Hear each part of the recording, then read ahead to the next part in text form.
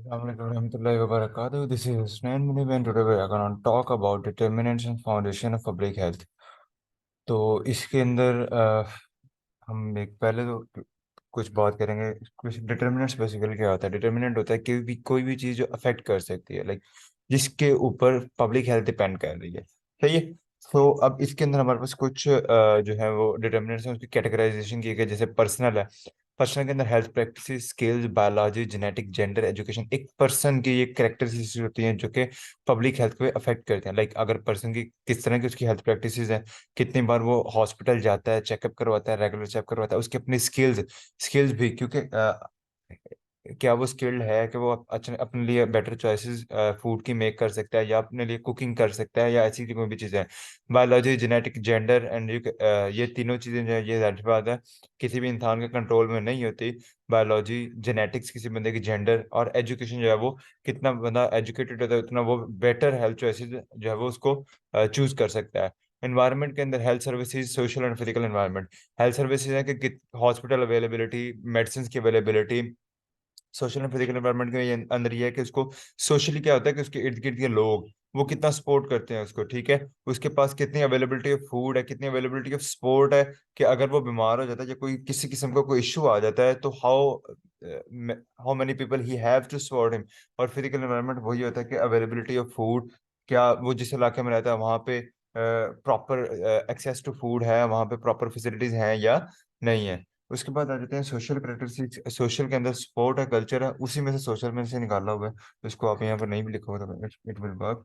And next is economic. क्या वो अगर अवेलेबिलिटी है और उसके पास कमाने के लिए खाने के लिए पैसे ही नहीं है, so definitely that will also affect public health.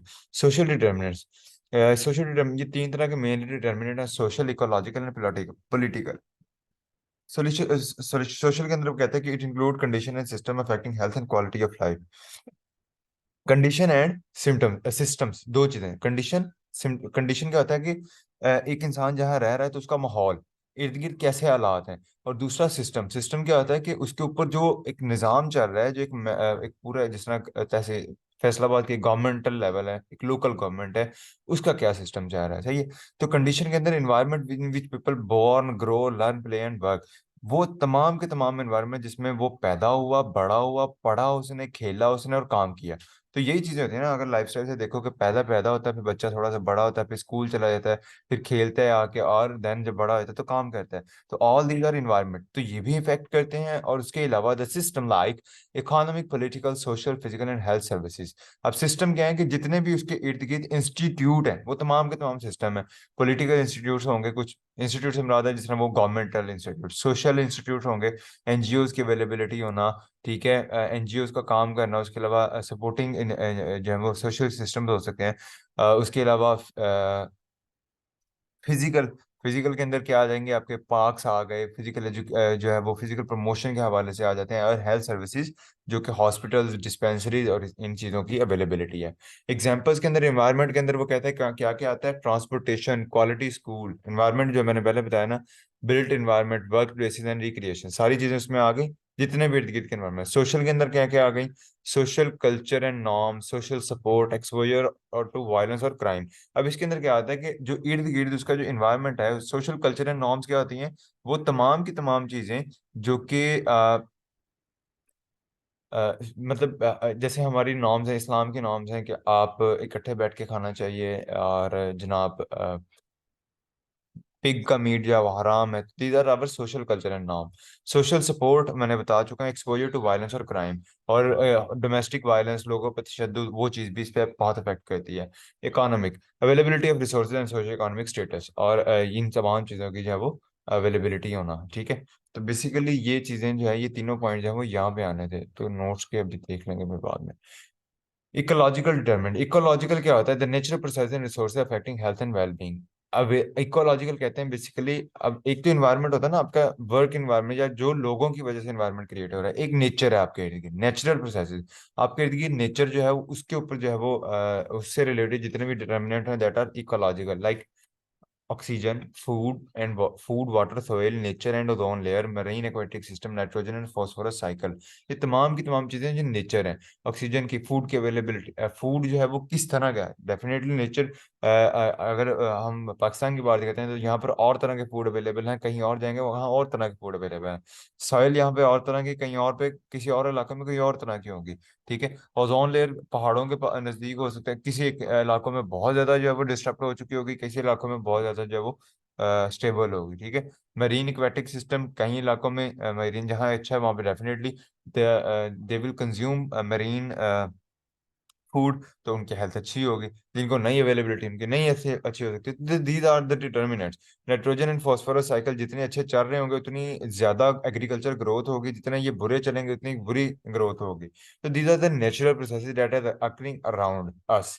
Political determinant में आ जाता है structural relationship, distributing resources and administration working together to produce opportunity to enhance health and remove inequities. जो पॉलिटिकल होते हैं इसका सबसे मेन काम यही होता है कि ताल्लुकात बनाना, इदारों के दरमियान एक जो रिलेशन कायम करना, डिस्ट्रीब्यूटिंग रिसोर्सेज, जितने भी पैसे जो टैक्सेस से खत्म हो रहे हैं या कोई वैसे फूड आता है टू डिस्ट्रीब्यूट, या जो एक बजट बनता है तो उसके अंदर डिस्ट्रीब्यूट को रिसोर्सेज को डिस्ट्रीब्यूट करना और उसकी प्रॉपर एडमिनिस्ट्रेशन करना। पहले रिसोर्स को डिस्ट्रीब्यूट कर दिया है, उसके बाद उसको प्रॉपर चेकआउट भी करना है कि वो प्रॉपर लग रहे हैं, और जहां लग रहे हैं वहां पे प्रॉपर उसकी मैनेजमेंट करना। ठीक है, एंड टू रिड्यूस इनइक्विटीज। इनइक्विटीज क्या होती है कि जिस तरह अभी पाकिस्तान के अंदर क्या होता है कि लाहौर 52% बजट खाता है पंजाब का, और मुल्तान और ये बैकवर्ड एरिया या डेरा गाजी खान इनको मिलते ही 1-1% है। ठीक है, तो दैट इज इनइक्विटी। ठीक है, तो इसको खत्म करना जब वो पॉलिटिकल डिटर्मिनेंट होते हैं तो पॉलिटिकली स्ट्रांग होगा चीज, लेकिन हम we are not that much politically strong. Next we have foundation of public health. Foundation of public health क्या है? Collection of module to provide knowledge and public health factor affecting it. कि आप जितने भी मॉडल्स हैं public health के ऊपर उनको इकट्ठा करें ताकि नॉलेज गेन करें। और नॉलेज किसके मतलब गेन करनी है? तमाम पब्लिक हेल्थ और उसके कौन कौन से फैक्टर अफेक्ट करते हैं। तो लाइन याद करने वाली नहीं है, ऊपर फैक्टर्स की हमने बात कर ली है। Nutrition epidemiology, the study of nutrition determinant causes of disease in human population. एक ह्यूमन पॉपुलेशन के अंदर जितने भी अब न्यूट्रिशन के हवाले से जब हम बात करते हैं स्पेसिफिकली पब्लिक हेल्थ के अंदर, स्पेसिफिक हो गए हम न्यूट्रिशन की तरफ, तो अब जितने भी किसी भी बीमारी के न्यूट्रिशनल कॉजेज जितने भी हैं, जब हम उनकी स्टडी करेंगे that will be nutritional epidemiology. ठीक है, कि कॉजेज ऑफ डिजीज है, लेकिन उसके मल्टीपल कॉजेज हो सकते हैं, डायबिटीज के और भी कॉजेज हो सकते हैं, लेकिन अगर आप न्यूट्रिशनल की तरफ चलते हो कि न्यूट्रिशन के अंदर क्या है इसकी वजह, तो उसकी वजह उसको आप कह देंगे nutrition epidemiology. Function of nutrition epidemiology, इसके फंक्शन क्या है? Telling relation of diet and disease in defined population. एक स्पेसिफिक पॉपुलेशन में डाइट और डिजीज का ताल्लुक बताना कि डायबिटीज और शुगर इनटेक में क्या ताल्लुक है। It also cover disease like, और इसके अंदर तमाम की तमाम नॉन कम्युनिकेबल डिजीजेज जो है वो कवर हो जाएंगी। ठीक है, क्यों ये बीमारियां होती हैं? क्योंकि high intake of nutrient, high या low intake of nutrient, inactivity, slow and long term progression. तो बेसिकली वो ये कहता है कि फंक्शन ऑफ न्यूट्रिशन एपिडेमियोलॉजी के अंदर तीन मेन चीजें हैं। सबसे पहले ये बताता है डाइट और डिजीज का रिलेशन, और कौन कौन सी डिजीज। अब डिजीज के अंदर अब दो लफ्ज बताया ना मैंने, डाइट एंड डिजीज। तो डिजीज का लफ्ज को अगर एक्सप्लेन करोगे तो कौन सी? मोस्टली नॉन कम्युनिकेबल डिजीजेज, जिसमें सीवीडी है, डायबिटीज है, ऑस्टियोपोरोसिस है, एनटीडी कहते हैं न्यूरल ट्यूब डिफेक्ट को, ये भी न्यूट्रिशन की वजह से होती है। ठीक है, और दूसरा वर्ड हमने क्या किया? डाइट। अब डाइट के अंदर क्या है? किसी चीज का लो या हायर इनटेक, और डाइट के साथ ही आपकी वो भी आ जाती है फिजिकल एक्टिविटी, तो इनएक्टिविटी। ठीक है, तो दो word diet and disease. Diet के अंदर हमने बात की लो या high intake of nutrient and inactivity, और डिजीज के अंदर हमने बात की non communicable disease like CBD, diabetes, osteoporosis. दूसरी तरफ जाते हैं तो एंटरप्राइज ऑफ न्यूट्रिशन एपिडेमियोलॉजी। इसका काम क्या है? तो इसका ये होता है कि enabling official to monitor diet intake and health related behaviour of defined population. कि आपने इसके अंदर क्या, इसके इसके काम क्या होता है? तो वो ये होता है कि जितने भी इसके ऑफिशियल्स हैं, यानी कि पब्लिक हेल्थ ऑफिशियल जो हैं, पब्लिक हेल्थ वर्कर्स जो हैं, वो लोगों की डाइट को मॉनिटर कर सकें और उसके मुतल्लिक हेल्थ रिलेटेड बिहेवियर्स उनके डिफाइन कर सकें कि इनके मतलब मॉनिटर करना है डाइट को और हेल्थ रिलेटेड बिहेवियर्स को। हेल्थ रिलेटेड बिहेवियर क्या होता है कि कोई किसी पॉपुलेशन में चीनी का इंटेक बहुत ज्यादा है, तो that is their health related behaviour, है अनहेल्दी लेकिन है हेल्थ रिलेटेड बिहेवियर। सही है कि क्या उनकी हेल्थ पे कैसे इंपैक्ट आता है। इस तरह अगर किसी के अंदर फ्रूट का इंटेक बहुत ज्यादा, फ्रूट्स एंड वेजिटेबल्स का, तो that is their health related behaviour, उसको मॉनिटर करना। और उसके बाद अगर जब इंटरवेंशन लगी होती है, कई इंटरवेंशन क्या होता है कि गवर्नमेंट कहती है कि फोर्टिफिकेशन स्टार्ट कर दें, तो फोर्टिफिकेशन जब स्टार्ट हो गई है तो उसके अंदर फिर उसकी तमाम की तमाम असेसमेंट करना। असेसमेंट किस चीज की करनी है? जो प्रोग्राम चल चुका है कि वो एफिशिएंट है भी या नहीं। अब nutrition intervention from assessment till education, सबसे पहला न्यूट्रिशन का जो असेस इंटरवेंशन का स्टेप होता है वो असेसमेंट होती है। पहले आप देखते हो प्रॉब्लम क्या है, ठीक है, और लास्ट स्टेप होता है उसका एजुकेशन। एजुकेशन लास्ट स्टेप होता तो नहीं, वैसे तो रिकरिंग प्रोसेस है, लेकिन education is somehow ending process. कैसे कि आप पहले असेसमेंट करते हो, देन आप उसके मुतालिक एक समरी बनाते हो कि okay this is the main issue. उसके बाद आप क्या करते हो, पॉलिसी बनाते हो। मतलब पहले आपने असेसमेंट किया, फिर आप क्या करते हो, पॉलिसी मेकिंग की तरफ चले जाते हो।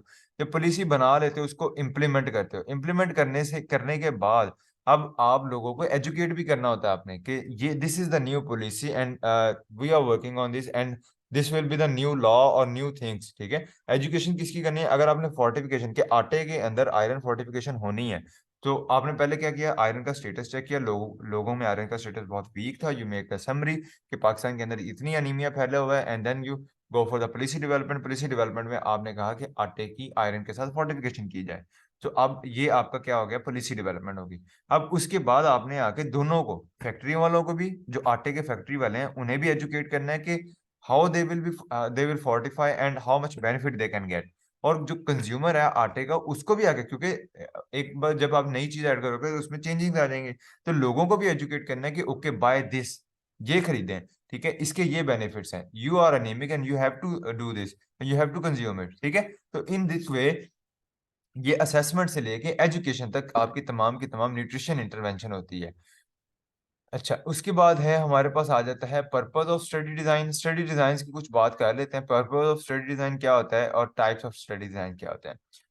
पर्पस क्या होता है इसका? Generate hypothesis. हाइपोथेसिस हाइपोथेसिस क्या होता है? हाइपोथेसिस कहते हैं कोई भी एक स्टेटमेंट बनाना, ठीक है। स्टेटमेंट क्या होती है कि जिस तरह मैं कहता हूं कि iron, intake of iron will, मतलब intake of iron fortified flour will alleviate anaemia. तो ये एक हाइपोथेसिस है, मैंने एक बात की कि अगर ये किया जाए तो ये होगा, ठीक है। तो इसको कहते हैं हाइपोथेसिस। तो स्टडी डिजाइन किसके लिए, उसका पर्पस क्या है? Hypothesis banana. Describe relevant risk factor and health outcome, और बताना कि इस बीमारी के रिलेटेड रिस्क फैक्टर क्या है और इसके हेल्थ आउटकम्स क्या होंगे। रिस्क फैक्टर, डायबिटीज के रिस्क फैक्टर क्या है? इनएक्टिविटी, ओबेसिटी, ठीक है, ओवर इनटेक, जेनेटिक्स हो सकते हैं। They all are risk factor, relevant risk factor. और हेल्थ आउटकम्स क्या होते हैं कि इससे आगे मजीद कॉम्प्लिकेशंस क्या आ सकती हैं। डायबिटीज है, उससे आगे kidney failure, heart failure, eyes का इशू आ जाता है, रेटिनोपैथी हो जाती है। उसके अलावा जो है ना इस तरह के इशू है। तो दोनों चीजों का डिस्क्राइब करना, इनकी इंफॉर्मेशन फाइंड आउट करना, बताना इन चीजों में। Study casual link between risk factor and disease. तो पहले आपने हाइपोथेसिस बनाई, फिर रिस्क फैक्टर और हेल्थ आउटकम, यानी कि दोनों चीजों को डिस्क्राइब किया कि रिस्क फैक्टर ये हैं, हेल्थ आउटकम ये हैं, और उसके बाद उन दोनों के दरमियान ताल्लुक भी बताया कि अगर डायबिटीज, अगर ये किडनी जो है वो उसका इम्पैक्ट आना, हेल्थ आउटकम क्या हो गया? डायबिटीज, ठीक है। और रिस्क फैक्टर क्या हो गया? Over intake of sugar. तो आपने ये भी बताना है कि ओवर इनटेक ऑफ शुगर और डायबिटीज के दरमियान लिंक क्या है, कि ओवर इनटेक ऑफ शुगर की वजह से इंसुलिन बहुत ज्यादा प्रोड्यूस होती है, होती रहती है, सेल डैमेज हो जाते हैं। Whatever the link is, you have to explain that. तो आपने हाइपोथेसिस बनाई, रिस्क फैक्टर और हेल्थ आउटकम डिस्क्राइब किए, उनकी डेफिनेशंस बताई कि ये हो क्या आता है, ये क्या होता है, एंड देन उन दोनों के दरमियान जो है वो एक लिंक बताया। Study design that help to generate hypothesis include. अब इनमें जो हाइपोथेसिस बनाने के लिए तमाम के तमाम स्टडी डिजाइन जो है वो वर्क नहीं कर सकते। कुछ स्पेसिफिक होते हैं जिसके अंदर हमारे पास आ जाती हैं case studies, case series and ecological studies. ये तीन तरह की स्टडीज हैं जो मेनली स्टडी डिजाइन के अंदर वो स्टडी डिजाइन हैं जो कि हेल्थ जो हाइपोथेसिस है उसको बनाने के लिए रोल प्ले करते हैं। रिस्क फैक्टर और हेल्थ आउटकम का मैं ये बता रहा था कि risk factor are basically the causing agents. जैसे डायबिटीज है, तो अगर रिस्क फैक्टर है कि जैसे पाकिस्तानी पॉपुलेशन के अंदर क्या रिस्क फैक्टर है कि चीनी का बहुत ज्यादा इंटेक है, यानी कि ओवर ईटिंग है। इनएक्टिविटी बहुत ज्यादा है, यानी कि फिजिकल एक्टिविटी लो है। तो दो रिस्क फैक्टर हमारे पास आ गए। हेल्थ आउटकम क्या आया? हाई ब्लड ग्लूकोज लेवल या डायबिटीज। अब आपने ये दोनों डिफाइन कर दिए कि इनएक्टिविटी से क्या मुराद है, हाई इनटेक या ओवर ईटिंग से क्या मुराद है। तो डिस्क्राइब, ये डिस्क्राइब करने का मतलब होता है एक्सप्लेन करना। हेल्थ आउटकम, डायबिटीज, डायबिटीज होती क्या है ये भी आपने एक्सप्लेन कर दिया स्टडी डिजाइन के थ्रू। थर्ड थिंग इज कि आपने इन दोनों का ताल्लुक बताना है कि इनएक्टिविटी है तो कैसे वो डायबिटीज कर रही है, अगर ओवर ईटिंग है तो कैसे वो डायबिटीज कर रही है। तो दोनों तीनों चीजें आपने बतानी है, दोनों का अलग अलग एक्सप्लेन भी करना है क्या होते हैं, और तीसरी चीज क्या बतानी है कि इन दोनों के दरमियान ताल्लुक क्या है। Types of studies and different, यहाँ पे थोड़ी बहुत डिटेल दी हुई है। What clinician see, case study, individual and case series, similar cases. के ये थोड़ी थोड़ी डिटेल है, वन वर्ड, ठीक है। व्हाट क्लिनिशियन सी, तो इसके अंदर केस स्टडीज कौन होती हैं? इंडिविजुअल, जैसे अक्सर आप लोगों ने सुना होगा कि फलां बंदे को नजला हुआ, उसने शहद खाया, ठीक हो गया, ठीक है। साइंटिफिकली कोई रिसर्च नहीं हुई, ठीक है, जिसमें आप ये सुनते हैं। तो that is a case study, individual level पे होती है। And then second one is case series, similar cases. अगर इस तरह के बहुत सारे आपको केसेस मिल जाए, फलाने भी ये किया, फलाने भी ये किया, फलाने ये किया, तो हो गया, ठीक है। तो ये होती है case studies versus case series. Case study से क्या मुराद है? जर्नल के, वो जिस तरह हम लोकली लोग बात करते हैं कि उसको ये इश्यू था, उसने ये घर में उसके दालचीनी पड़ी थी, उसने 2 बार कावा पिया, वो ठीक हो गया। मैं केस स्टडी सुना देता हूँ कि मैंने अपने एक कजन है, उसने उसको बुखार था, तो मैंने उसको 2-3 चीजें मिक्सअप करके कावा पिलाया, वो बुखार ठीक हो गया। तो वो केस स्टडी है, वो हर एक पे अप्लाई नहीं हो सकती। अगली बार एक और बच्चे को, एक और मेरे कजन को इसी तरह बुखार हुआ, मैंने उसके ऊपर अप्लाई किया, तो वो नहीं लगा, ठीक है। तो दैट वाज इंडिविजुअल बेस्ड, ठीक है। इसको कहते हैं केस स्टडी, क्योंकि प्रॉपर रिसर्च नहीं थी उस चीज की। और केस सीरीज की, अगर आपको इस तरह के मतलब 2-4 केस सेम मिल जाए कि ये भी सेम इशू है, ये भी सेम इशू है, तो उसको आप कहते हैं केस सीरीज। ताकि अब उसमें क्या होता है कि आपको अगर 10 केस मिल गए same to same, same issue है, सेम पॉजिटिव फैक्टर्स आ रहे हैं उसके, तो आप उसके ऊपर एक ही बार स्टडी कर सकते हो प्रॉपर, ठीक है। उसको कहते हैं case series. Ecological study, geographical comparison, risk, health at population level. Ecology है, ये डिपेंड, होती है अर्थ से हवाले से, अर्थ के हवाले से ना, के पैचेज, रीजन्स बन जाते हैं। ज्योग्राफिकल कंपैरिजन, ज्योग्राफिकल क्या मतलब है कि पाकिस्तानी पॉपुलेशन है, इंडियन पॉपुलेशन है, मतलब खित्तों में डिवाइड कर देना, या Asian population versus American population. तो दो पॉपुलेशन को जब आप कंपेयर करते हो कि अमेरिकन और एशियन पॉपुलेशन के अंदर खाने पीने का क्या फर्क है, तो उसके लिए फिर आप इकोलॉजिकल स्टडी में जाते हो। और बेसिक लेवल पे आ जाओगे तो आप कहते हो लाहौर और फैसलाबाद के दरमियान का फर्क है, ठीक है। गाँव के लेवल पे भी आते कि फैसलाबाद के लेफ्ट साइड पे जो गांव है उनमें ये, और राइट साइड पे ये फर्क आया है, इन दोनों के दरमियान ये फर्क है। अब ना तो ये सारी स्टडी क्या है? Ecological study. Cross sectional study, survey a snapshot in a time, cross sectional और केस कंट्रोल, ठीक है। अब इसमें ये होता है कि जो जनरल डिफरेंस होता है, क्रॉस सेक्शनल होती है। अच्छा, इसके साथ एक और टाइप होती थी, वो यहाँ नहीं लिखी। ये सर्वे होता है स्नैपशॉट इन टाइम, कि आप एक ही बार में जो है वो उसमें मतलब एक टाइम के ऊपर आप एक सर्वे करते हो, लोगों से इंफॉर्मेशन लेते हो, that is cross sectional.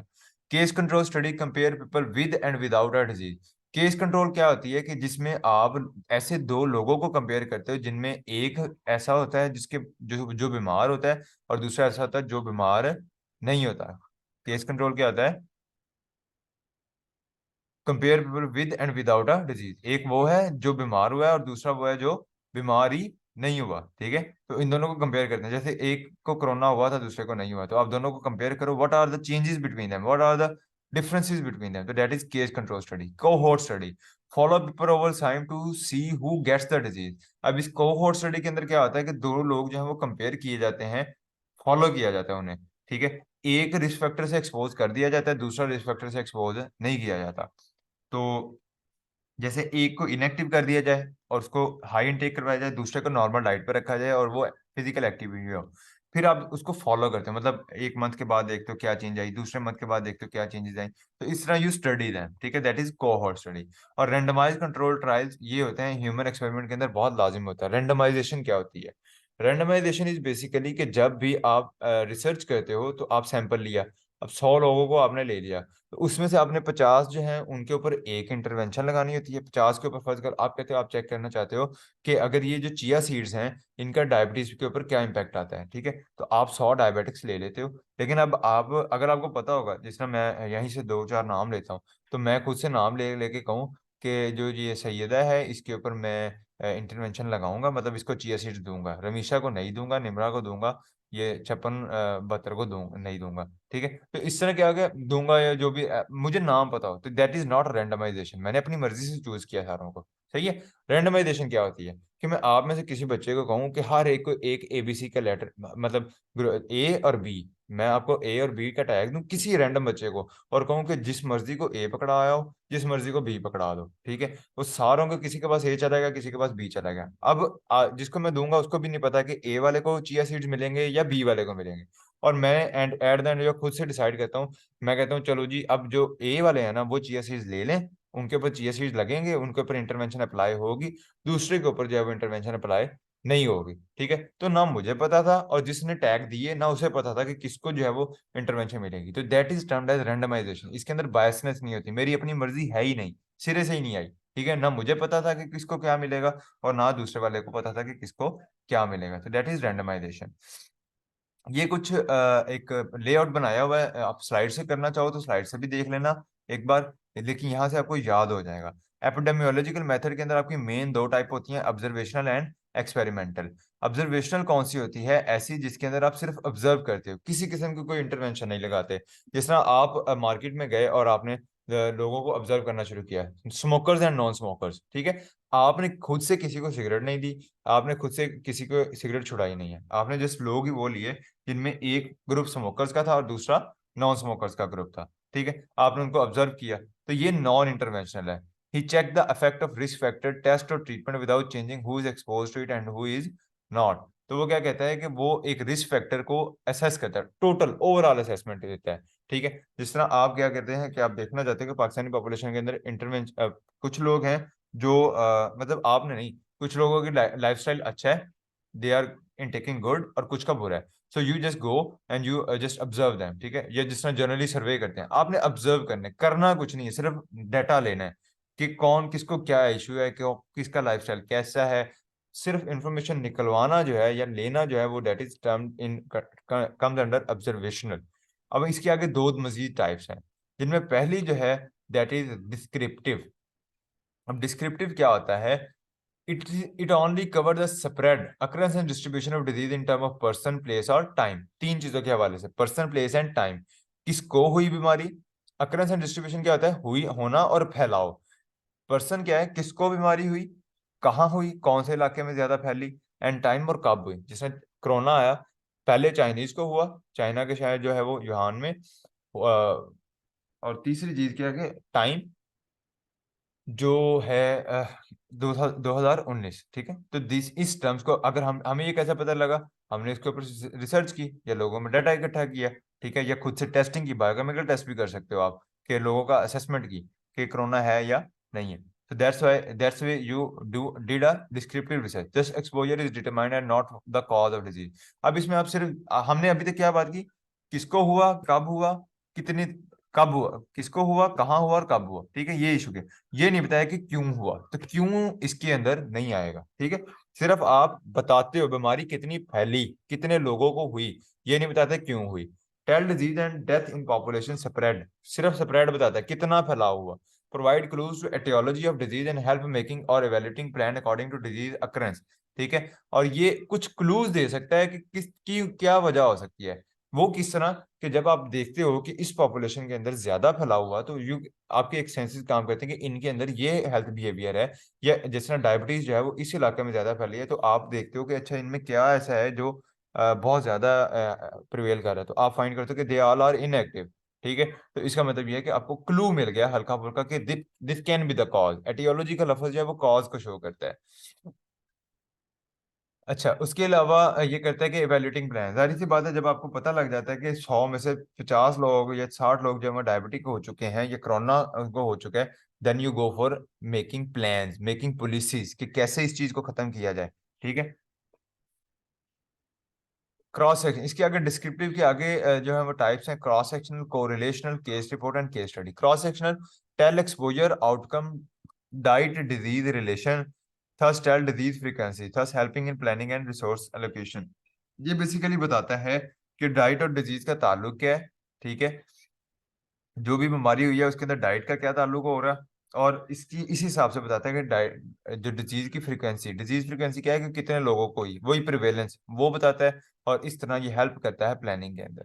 Correlational, also called ecological study, compare exposure and disease in different population using aggregate data. और इसको आप इकोलॉजिकल भी कहते हो, जो कि मैं ऊपर बता चुका हूँ। इसके अंदर आप दो डिफरेंट पॉपुलेशन को कंपेयर करते हो कि अमेरिका और पाकिस्तान, इनके दरमियान क्या फर्क आया। ठीक है, तो ये कोरिलेशन इसके अंदर लिखी है, वैसे एनालिटिकल के अंदर भी हम यही काम करते हैं, लेकिन इसके अंदर आ रही है, पता नहीं क्यों है। केस रिपोर्ट, केस, अच्छा, कोरिलेशन होता है दो पॉपुलेशन को कंपेयर करना, नॉट कि आप मतलब दो डिफरेंट पॉपुलेशन है, एक और है, एक और, उसको आपने कंपेयर किया है। केस रिपोर्ट क्या होती है? Detail presentation of single case. ये सिंगल केस होता है। केस रिपोर्ट में समझा चुका हूँ कि जिस तरह उसको उसने ये खाया तो उसे ये हो गया। एडवांटेज क्या है? Can take different case to generate hypothesis. तो इससे आप हाइपोथेसिस बना सकते हो, अपनी रिसर्च का पॉइंट ढूंढ सकते हो कि विल इट डू। अगर किसी ने कहा कि मेरे ये खाने से मेरे ये मसला हल हो गया, तो आपको एक हाइपोथेसिस मिल गई है कि इट विल द, जिस तरह हम कहते हैं कि शहद खाने से मेरा नजला ठीक हो गया, तो आपको एक हाइपोथेसिस मिली कि the honey will alleviate the symptoms of flu. ठीक है। तो ये एक हाइपोथेसिस, तो हाइपोथेसिस जनरेट हो सकती है, लेकिन इसका डाटा जो है वो आप ओवरऑल नहीं लगा सकते, क्योंकि एक ही बंदे की बीमारी है, एक ही बंदे ने आके आपको बताया कि ये मसला था, ये मैंने कहा है, ये हाल हो गया। आप जनरलाइज नहीं कर सकते, हर एक के ऊपर ये रिपोर्ट नहीं लगा सकते। ठीक है। और आप इसको और दूसरा ये कि इसके अंदर कोई कंपैरिजन ग्रुप नहीं होता। कंपैरिजन ग्रुप क्या होता है? कि वही कंपैरिजन ग्रुप बेसिकली होता है कि जब भी आप काम करते हो तो आप दो दो ग्रुप बनाते हो ना। एक वो जिसको बीमारी थी, दूसरा वो जिसको नहीं थी। अब दूसरा तो है ही नहीं आपके पास, बंदा ही एक है, सिंगल केस है, तो दैट इज केस रिपोर्ट। तो इस वजह से ये इसका डिसएडवांटेज है, इसके अंदर आपके पास कंपैरिजन ग्रुप नहीं होता। चौथी जो टाइप है that is case study, study of group of people with same diagnosis. अगर कोई 6-7 लोगों को सेम बीमारी हुई है और सेम तरह की कंडीशन में वो हैं, तो उस केस में जब उनके केसेस को इकट्ठे करते हैं तो that is termed as case series.